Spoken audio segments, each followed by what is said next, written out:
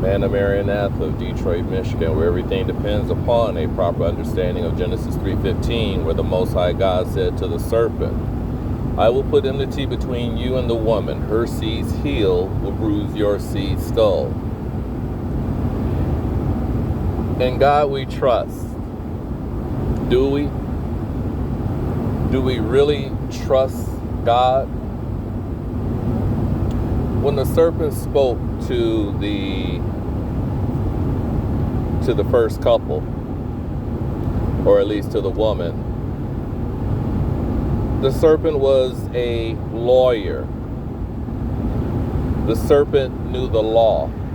The serpent knew God's commands, God's will.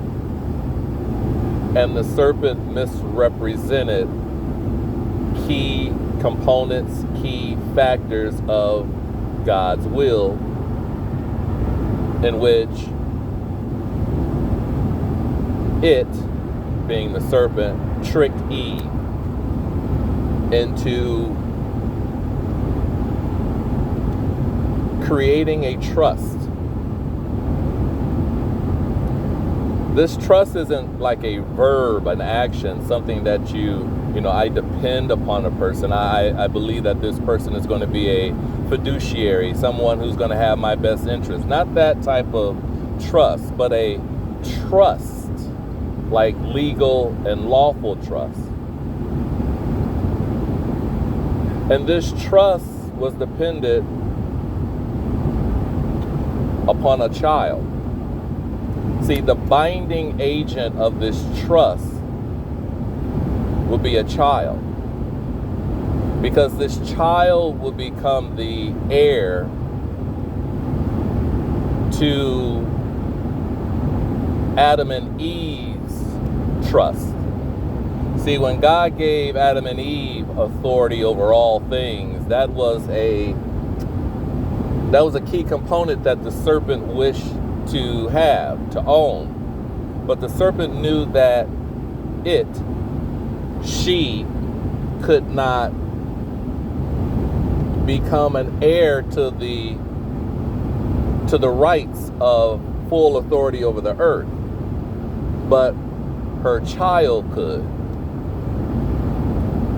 So what this lawyer did,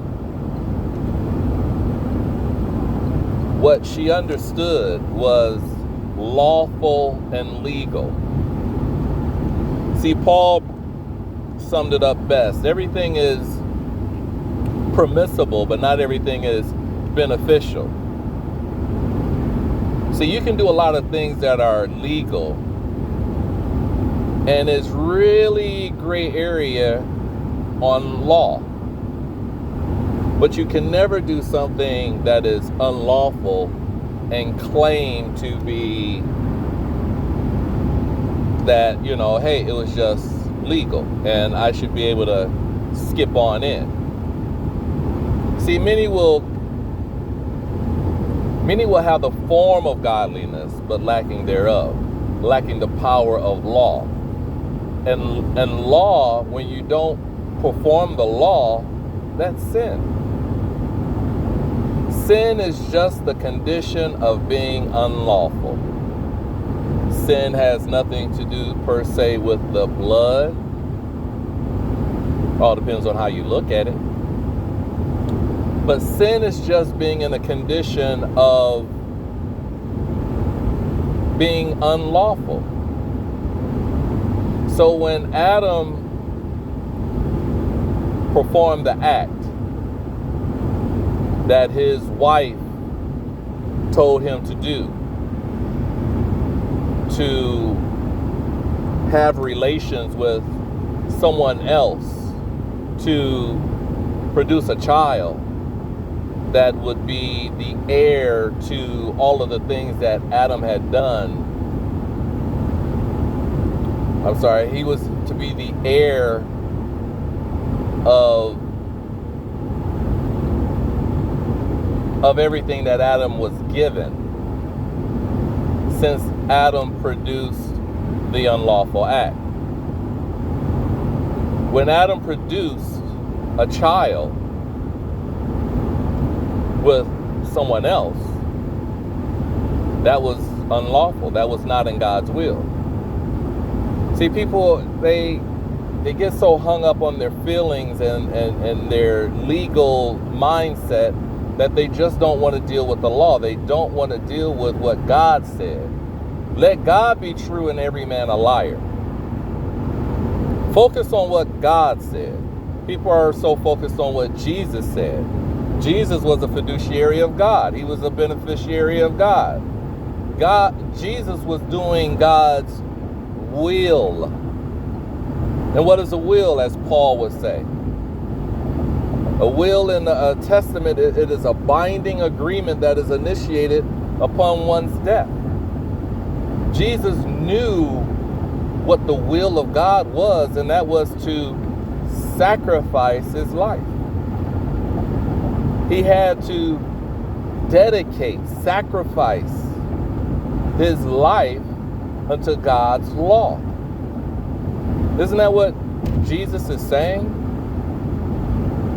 Do God's law.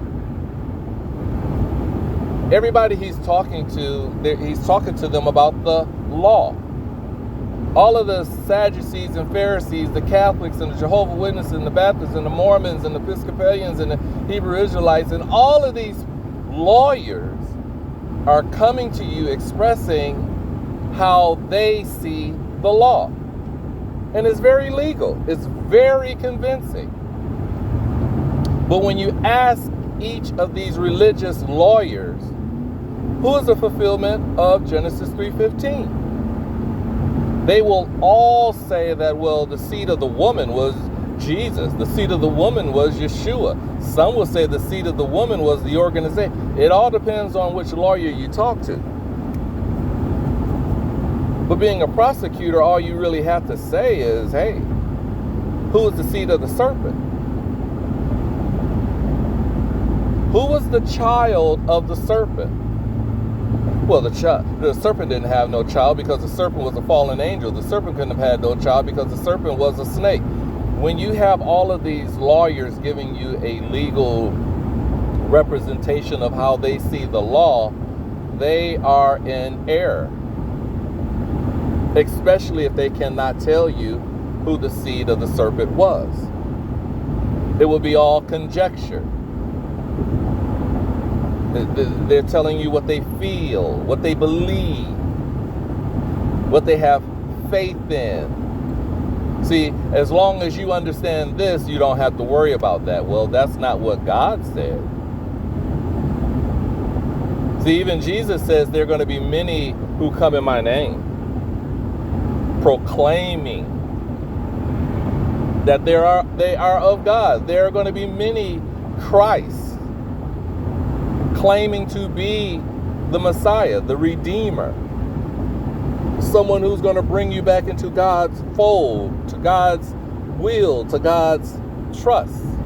See, when you are in God's trust, you have to be able to understand all of the dictums, the precepts, the instructions of the trust. If you do not follow God's trust, his instructions to be in the trust, then you will not be a beneficiary. You'll have to be kicked out. You cannot be in good standings to receive whatever the trust is saying that you are entitled to.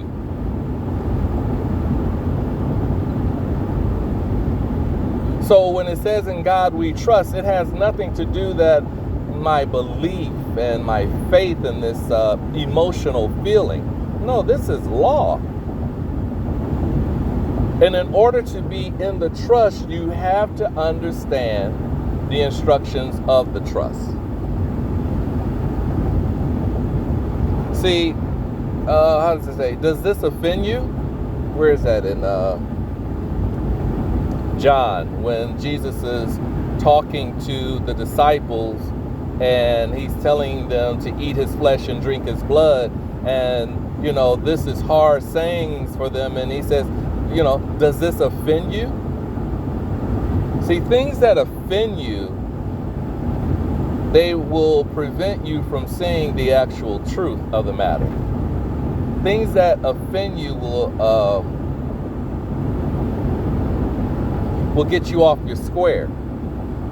Things that offend you will make you believe something other than the truth, because you don't want the truth. You can't handle the truth. You want to know the truth? Where is this story told where God is telling a man, a patriarch, look, I want you to have a child, and this child is going to be, someone special to me. But the man that God was talking to goes and listens to his wife, and his wife says, you go and have sex with that woman to produce that child that God wants you to have. It's amazing how people are so caught up in their feelings when they are presented information that can be very beneficial to them. His yoke is easy. All you have to do is listen. And you have enough faith, the faith that's equivalent to the grain of a mustard seed, and you might be able to get into the trust. But you're not listening to fiduciaries of the trust. People are trying to express to you a more accurate depiction of what's going on. If you understand the concept, the legal concept of 3 days of notification, 3 taps of the judge's gamut, 3 is a significant number. If you cannot consider that Friday to Sunday is not 3 days and 3 nights, then Genesis 3:15 has nothing to do with you. And all you can do is hope and pray that the grace of God is upon you, that you can receive some of the benefits of the trust.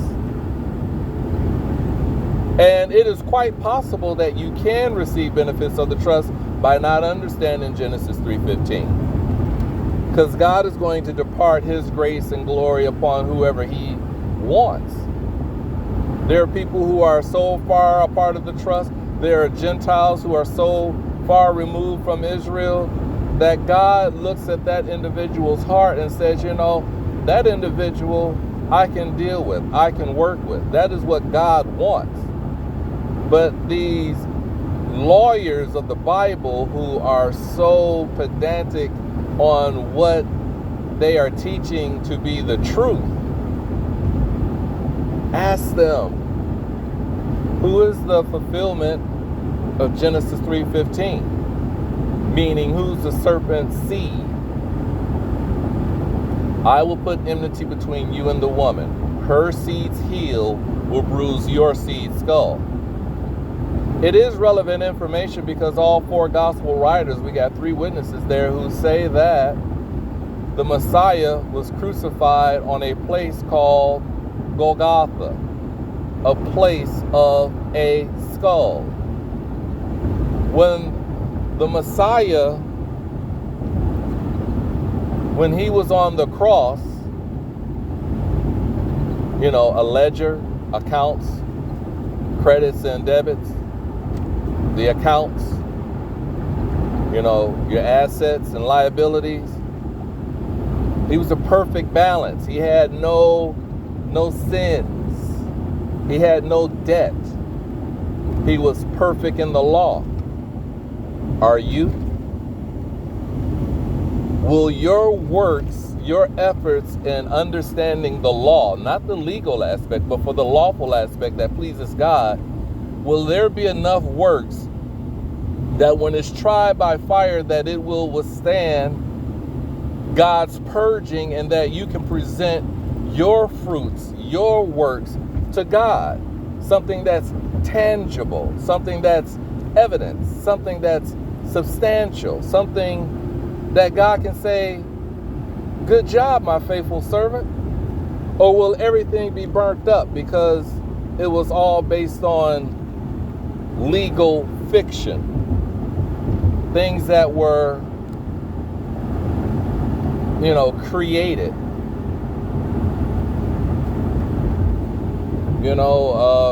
As it says, everything that the man thinks he will be able to obtain. Cars and boats and planes and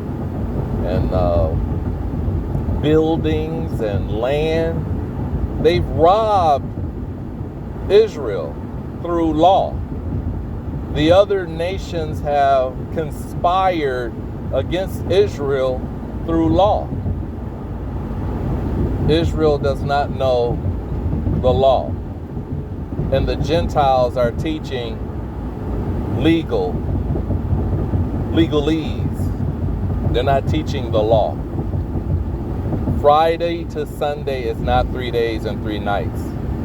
The Sabbath is the holy day, the day of rest, not Sunday. Mary Magdalene came early in the morning before the sun rose, and the stone was already rolled away. He did not rise on Sunday.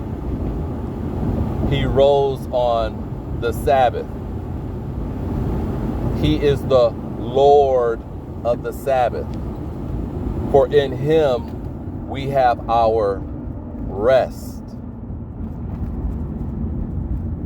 Pick up the contract. Stop arguing over what Paul and what you think John is saying in 1 John. In the beginning was the Word, and the Word was God, and the Word was God. Yeshua Christ was not the Father. He never said he was. But when you see me, you see the Father. You have to understand it in its proper context. Don't go against the text. Context. I am the man of Maranatha.